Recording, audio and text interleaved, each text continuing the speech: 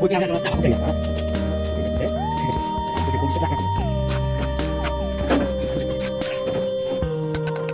nó xây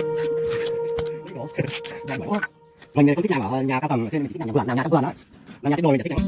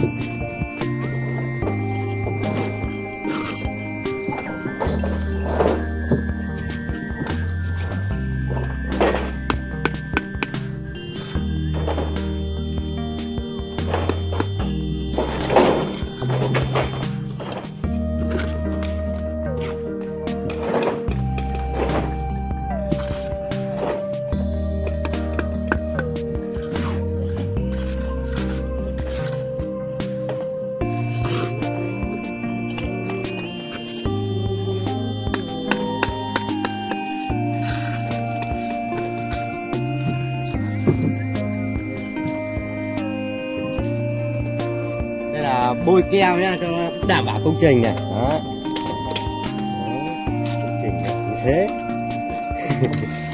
để đảm bảo công trình không bị đứt dạng nha.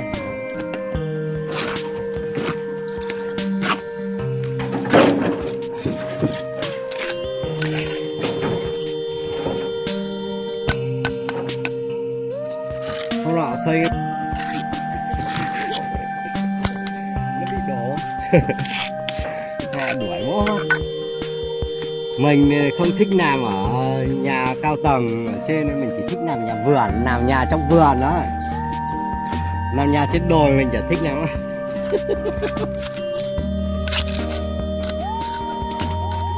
Các bạn.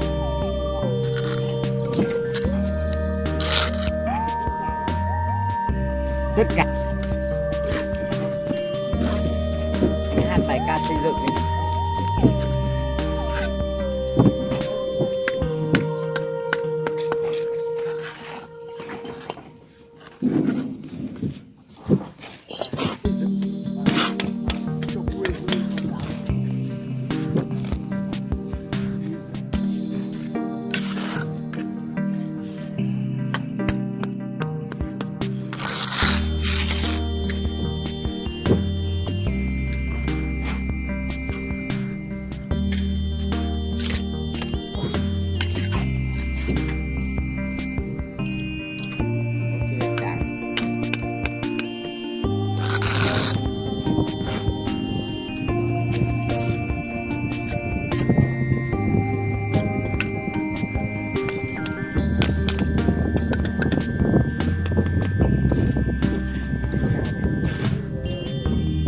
Nhanh là đang cầm xây sướng lên bố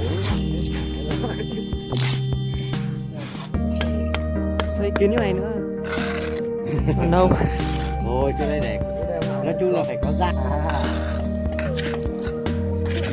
thịt chó biết gì đó hay nồi nấu mùa giết này ăn nhiều hay là ông bố trí cho lồi thịt chó ông bố trí cho lồi thịt chó.